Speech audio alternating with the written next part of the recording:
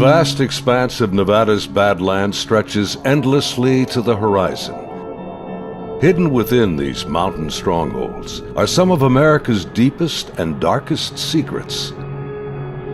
Secret aircraft and the other legends of Area 51. Among these sandstone canyons today, there's a new glimmer of truth. Shrouded in mystery, it's a story that demands to be told. These are the witnesses of one of America's most unusual UFO encounters in history. Navy veterans and a band of brothers that want you to know that what they witnessed is real.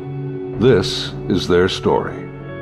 Petty Officer Jason Turner served aboard the USS Princeton in 2004. His personal conviction for democracy and patriotism guides him in his search for the truth. This is an actual event that happened, and I witnessed it. Aviation tech Patrick Hughes, a USS Nimitz veteran, he speaks for his shipmates who choose to remain silent. I'm one of those who has to see to believe, and obviously I've seen the evidence of this, so it exists. Top Gun Air Intercept Controller Kevin Day and Fire Controlman Gary Voorhees, both from the Princeton, served together in the ship's Combat Information Center. They saw them first, whatever it is they are. They wanted to show themselves, whatever they were. I don't think they wanted anything really to do with us. They were literally breaking the laws of physics in my eyes. These sailors are here for truth and vindication, and their story goes back over a decade to a time and place that marked a departure for all of them, both in their Navy careers, but also in their knowledge of the limits of man's technological understanding of our world.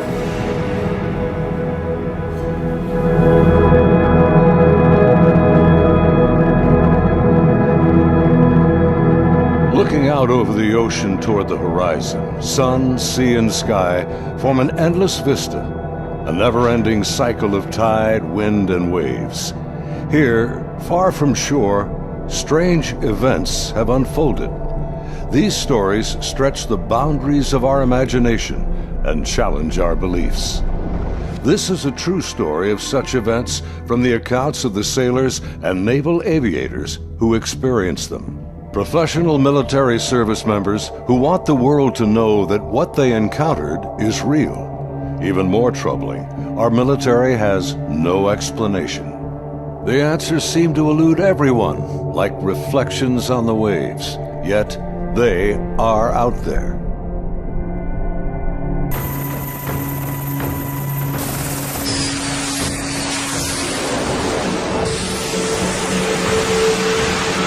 November 10th, 2004. 90 miles southwest of San Diego, California, in the Naval Operations Area, the Nimitz Carrier Strike Group and her complement of warships and the aircraft of Air Wing 11 are conducting a routine 2-week training exercise. Nearby, the guided missile cruiser USS Princeton has been tracking unknown aircraft that appear and disappear from her sophisticated Aegis radar screens. The Spy 1 Bravo radar is one of the most advanced sensors ever deployed. Princeton's main role is air defense of the strike group, and Operations Specialist Senior Chief Day is in charge of protecting the airspace around the Nimitz. And my job was to man the radars and ID everything that flew in the skies. And I also sat a position called Anti-Air Warfare Coordinator, where if we ever had to go to war, I was the guy that was going to launch the missiles and kill shit. In addition to that, I was an Air Intercept Controller. When the Super Hornets take off the carrier, I'm the guy that takes control and takes them to the fight and gets them home safe. And there was a lot of experience in that room. The captain had 28 years, I had 18 years. And the Aegis ship is our newest weapons system afloat. It's got the Spy 1 radar system, phased array radar system, and I was an expert on that. Inside the Combat Information Center, Chief Day's attention is focused on a group of unknown aircraft on the Spy 1 screen. He's trying to identify them. I was on watch, and we were probably 100 miles, I forget how far exactly that day we were, off the coast of San Diego southwest, kind of off the coast of Mexico, Baja. And I started to notice these weird tracks that were popping onto my radar coverage right about on San Clemente Island. And the reason why I say they were weird, because they were appearing in groups of 5 to 10 at a time, and they were pretty closely spaced to each other, and they were 28,000 feet going 100 knots tracking south. And in the back of my mind, I'm thinking, that's kind of odd. I mean, I don't know anything that flies like that. They weren't on the comm air routes, the commercial airline routes. I wasn't really that concerned about them. I didn't consider them hostile for any reason at all. Another watch or two, as I'm watching, the same formation appeared again. And over the course of 3-4 days, it probably counted up to that point, groups of 5 to 10 at a time. There were probably 50, 60 tracks by then. Today, Kevin and Gary are still looking for answers. They've known each other for over a decade since their Navy days. Gary was a third-class petty officer and fire controlman back then. I worked on the Aegis computer system on a CG-59 guided missile cruiser, the USS Princeton. I'm in charge of CEC and data recording and maintaining and operating all the mainframes that run the system. They're both becoming increasingly frustrated in their attempts to ID the strange aerial objects, which have no transponders and fit no known flight profiles. The guys that work on the Spy 1 Bravo radar, they had come across and said they needed to take the system down for recalibration because they were getting clutter or ghost tracks, and they needed to recalibrate to get rid of them. And then once they did finish all that recalibration, bring it back up, the tracks didn't disappear. They were still there, but they were actually sharper and clearer. They were doing diagnostic tests on everything we had to make sure it was not a system malfunction. And it turned out that it wasn't. These were actually real objects. I had the highest spy track quality possible on these contacts. In this situation, I actually started recording on all 4 tapes at the same time. That way, it was a one continuous loop, and I was just replacing them as they were, becoming full. We failed utterly to identify these things. It didn't meet any of the parameters for anything that was known. In some cases, they seem to descend from space and then suddenly plunge to near sea level in seconds. Coupled with the unidentified nature of the craft and lack of clearance, these extreme flight observations are very troubling to the crew assigned to protect the carrier group from aerial threats. Sunday, November 14th, morning. The Nimitz deck crew is busy launching FA-18F Super Hornets, helicopters, and E-2 Hawkeye early warning planes. The mission? Simulated air defense, or ADEX training over the Pacific. The winds are calm, the skies are clear, a near perfect day for flying.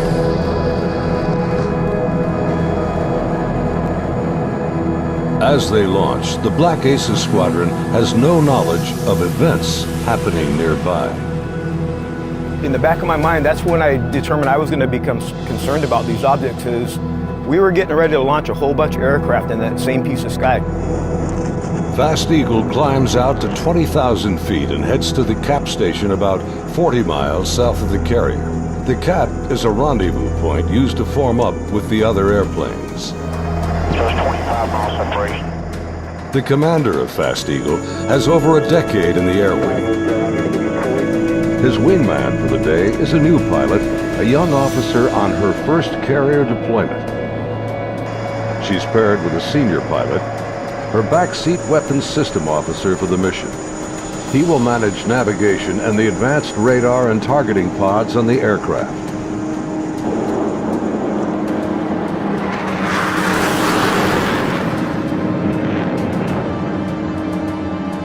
Overhead, an E-2 Hawkeye from the Wallbanger Squadron is on station directing the aircraft. Banger provides eye-in-the-sky command and control during carrier flight operations. Back in the Combat Information Center on Princeton, the mysterious objects are back. And today is the first time Senior Chief Day has jets in the air that can intercept the mysterious aircraft. Seeing these contacts, Captain Smith orders me to intercept one of them. So I went back to the console. I picked the closest one that was to us, and I had intended to let the Hawkeye do the intercept because they already had control. It was easier. Day briefs the captain, and they agree to send the Hornets. The air intercept controller aboard Princeton, call sign Charlie, radios the Hawkeye and takes control of Fast Eagle. Banger, Charlie. Charlie, this is Banger, good. Banger, Charlie. Do you hold unknown air contact? Blah. 270-48, 28,000 feet of bogey. Charlie, Banger, negative. Radar picture's clean. The E-2 radar operators have been frustrated in their attempts to get a radar return on the unknown aerial target the Princeton is tracking. Even with their 24-foot radar dish, they can't get a lock on the object. Banger, Charlie. Transfer Fast Eagle flight to Charlie Control, button 13. We have a real-world tasking for them. Charlie, Banger, roger. Fast Eagle, Charlie, stand by for real-world tasking. Charlie, Fast Eagle, send it. We vector more towards that position in the sky, and real quiet on the radio. I'm just giving them bra calls, which is varying range altitude, to these unknown bogey group. And basically, I'm just telling their crew where the object is, the bearing from them, and the range from them, and the altitude, so they can drive towards it. Contact bra 270-41, 20,000 feet, bogey, snap 270, over. Roger, bearing 270, 41 miles. 100, go trail. 100. Say state. State 12,000 pounds. Clean, do you have it? I'm trying to get a track on it now. They sent link 16, but my radar picture is clean. The next radio call takes everyone by surprise. Fast Eagle 110, say loadout. 110, what's your weapons loadout? Yeah, the tactical action officer, the TAO, jumps on the radio. Her name was Lieutenant Elders, and she just point blank asked the Fast Eagle flight if they were carrying any type of weapons. And there was a stunned pause on the radio. Link's clean, Princeton. We just have CAT-M training missiles, and they're not coming off the rail. We're in an exercise environment, and the last thing we wanted to do is start shooting stuff. Now the controllers have the pilot's undivided attention. Normally, the squadron doesn't carry live ordnance when training. What do you guys think that was about? What, about the loadout? I have no idea. Maybe it's drug runners or something. Yeah, it could be. Or a lost assassin out of SoCal. I don't like this. Fast Eagle, Charlie, contact bra 160-34, 8,000 feet, bogey.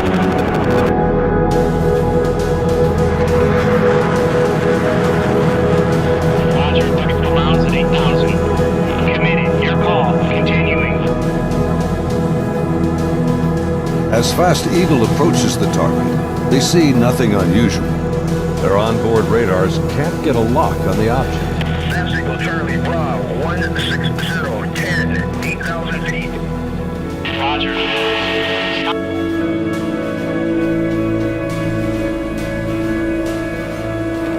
Fast Eagle, Charlie, merge plot. Basically what the merge plot means on the radar, you got two objects in the same vertical piece of sky, so when I'm looking at the 2D display, it looks like a one radar blob now. Confirm the object appears stationary. I had it at 17.7. Showing, again, basically no airspeed on it. Hey, you guys seeing us? What is that?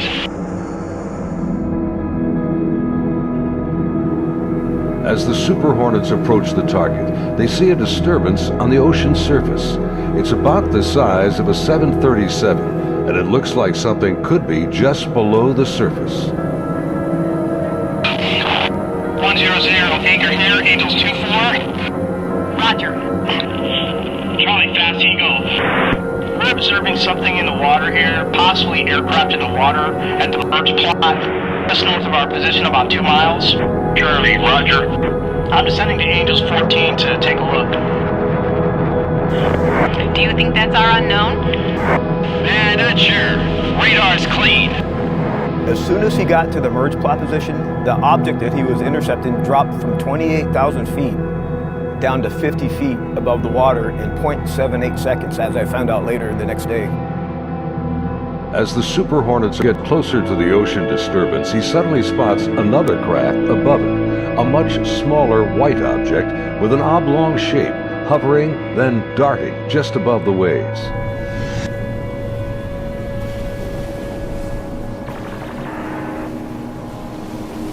The object is moving around erratically, seemingly focused on the white water. The shape is similar to a tic-tac. It's smooth like porcelain. It's not an airplane.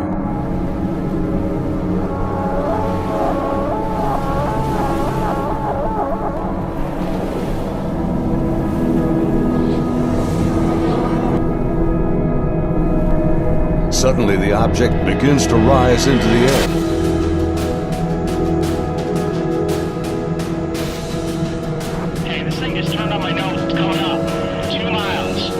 Strange craft begins mirroring the turn rate of Fast Eagle. 1 Vulgate, 287, 2 miles, Angels 5.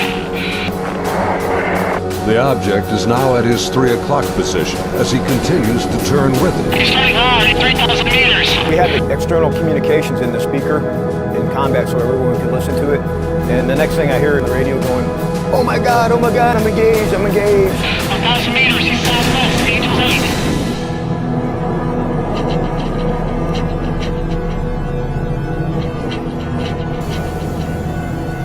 The commander is now about a mile away as he maneuvers his Hornet to get behind the unknown craft.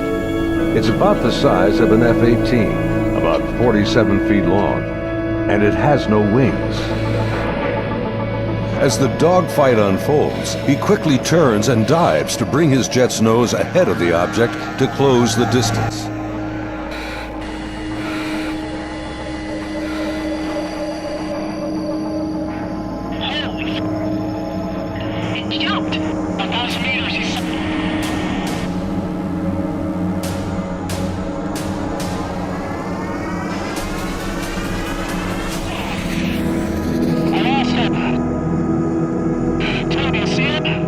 Suddenly, the tic-tac rockets past. It's gone beyond the horizon in the blink of an eye. I saw it go 137. No tally. That didn't just happen. Say again. Fast Eagle Charlie, sir, you're not going to believe this, but the bogey group is now back anchored cap station.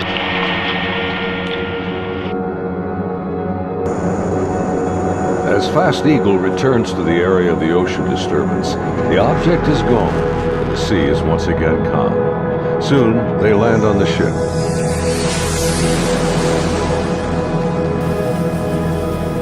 Back on board Banger, the flight crew has been listening to the radio transmissions from Fast Eagle. The crew has been tracking the intercepts on their advanced display systems called the CEC. One of the radar operators, who wishes to remain anonymous, describes hearing the fear in the pilots' voices, and he knows this is no drill. I had a good friend who flew on the Hawkeyes. We've been calling him Roger to protect his identity because he didn't want to come forward at this time, but he wanted to contribute to the story to verify that it actually happened. So there are 5 people in the airplane. Roger would have been seating in the radar officer seat, which is towards the back middle of the plane. To the side of each one of them, or behind them, depending how the chair's rotating, is a window. Suddenly, his attention is drawn to something outside the Hawkeye. He and the entire crew watch in disbelief as a tic-tac object suddenly forms up on their E2, and then just as quickly shoots away from sight. The crew is left in disbelief.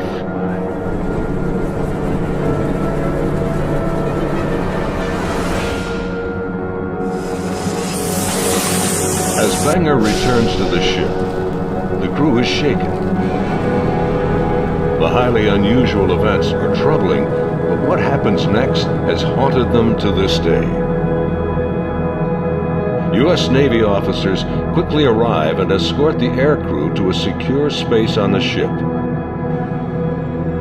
As the crewmen begin to take off their flight gear, an officer begins the debriefing by telling them this event did not happen. And they are given non-disclosure agreements to sign. They are warned to never discuss this event again.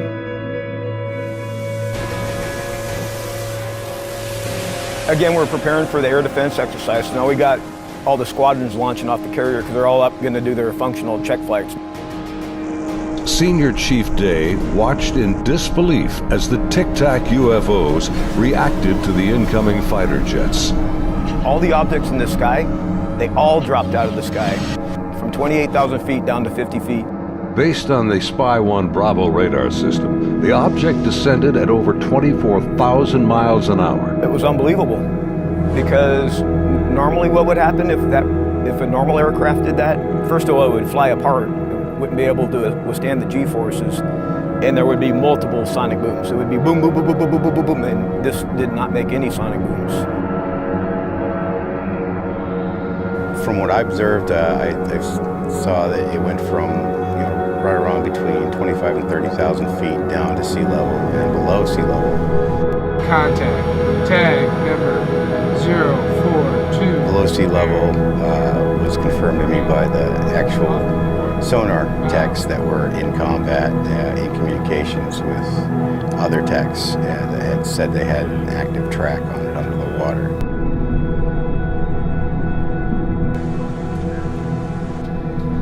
They're talking with their sonar guys on the sub that was with us, and I mean, I was told directly that it did go underwater. It went from being in the air to underwater. From what they were saying, it was going averaging about 500 knots under the water. So it did slow down when it hit the water, but it didn't affect it inertially. After the intercepts, both Kevin and Gary climbed up to the ship's bridge wing to get a better view of the objects through the binoculars. We go up to the bridge wing and look at them through the big eyes, which is heavily magnified binoculars that are out on the bridge wing of the ship. Even when I was off watch, I was usually up in combat anyway. And I was sitting at the console, I just picked the closest object to us, and I got the relative bearing from the ship, slave over to the relative bearing at about the right altitude, and saw this white light in the sky. The movements were smooth to erratic. They just moved from one point to another. It was always a very sharp and clean movement. It always felt like a constant speed, not like speeding up. Just it needed to go to that point, and it decided to do it at this speed. And then it would just go from nothing to the speed they were going to go, and then stop at the next point. Meanwhile, back on the Nimitz, aviation tech Patrick Hughes is working to secure the classified data recorders from the Hawkeye that encountered the Tic Tac. We pull out their hard drives. We call them RMCs. We call them bricks because they physically heavy like a brick. But they contain the software to run the airplane. They also record a lot of the data that the aircrew sees during the flight. So we take the removable stuff, we take it out, we go downstairs, back to our shop. Patrick's job involves tracking the chain of custody of the hard drives. Then we open up the safe, put them in the safe. We've got tracking sheets so we know what RMCs are on what airplane. We know who signed them out, who put them in the airplane, who took them out of the airplane. As he gets ready to wrap up the mission, there's a knock on the door.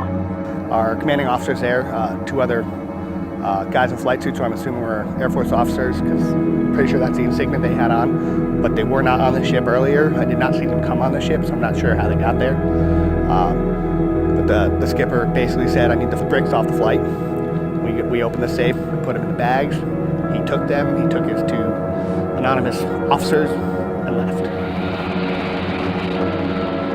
The officers, with the classified hard drives in hand, soon board an HS-60 Seahawk helicopter and leave Nimitz.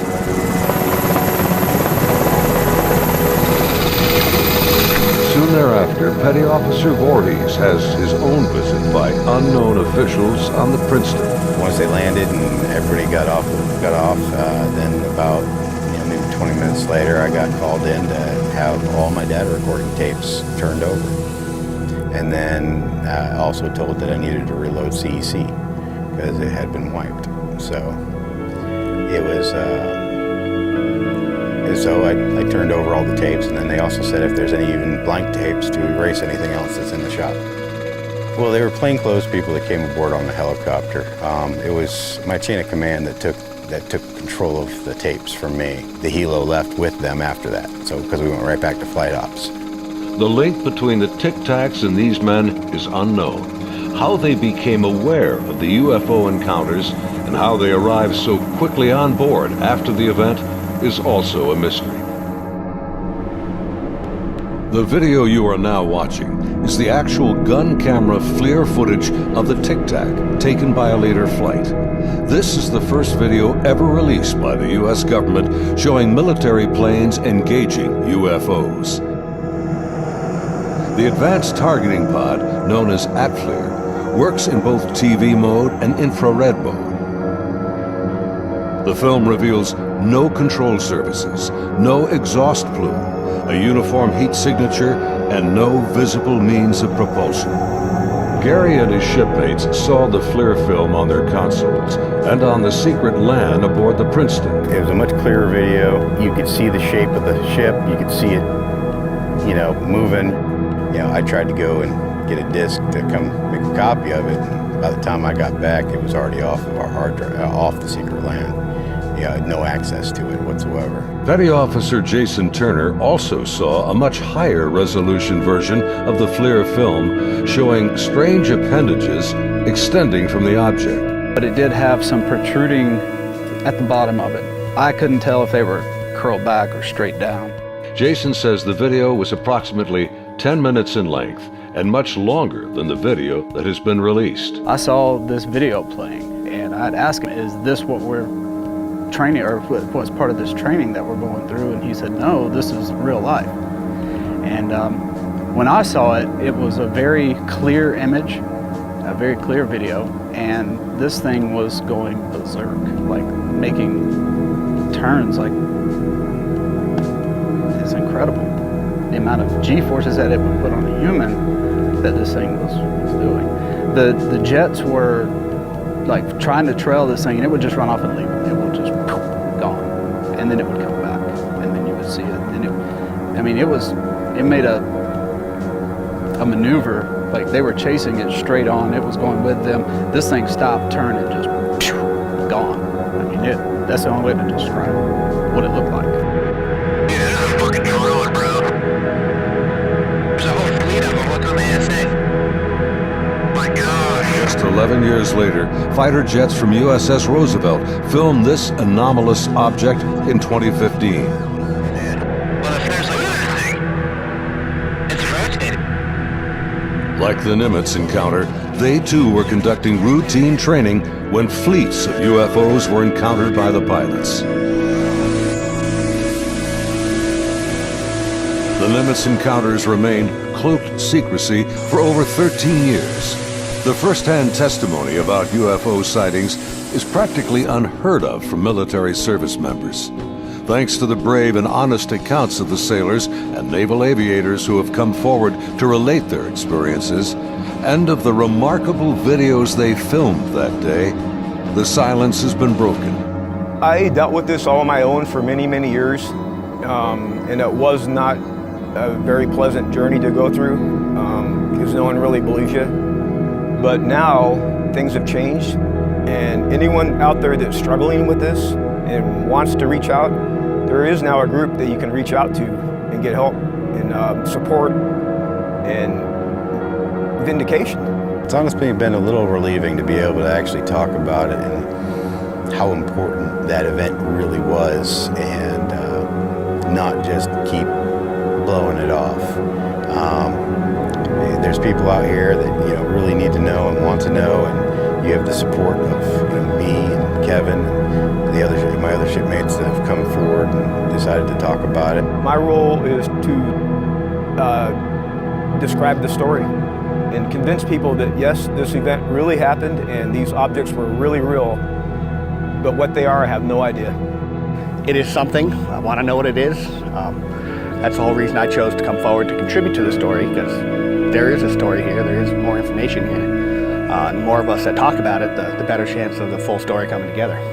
And it's vindication for us that other people are looking into it, and you know, we finally tell our story and people listen. If you need to get a hold of us or would like to talk to any of us, Kevin, me, or any of the other guys that have come forward, there'll be an email address at the end of this video that you can contact them and they can get a hold of us. If you or someone you know has witnessed unknown objects from military ships or planes, please contact us at the address on your screen. You can remain anonymous.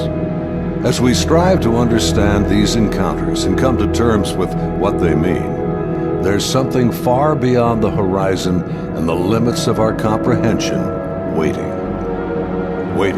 for all of us.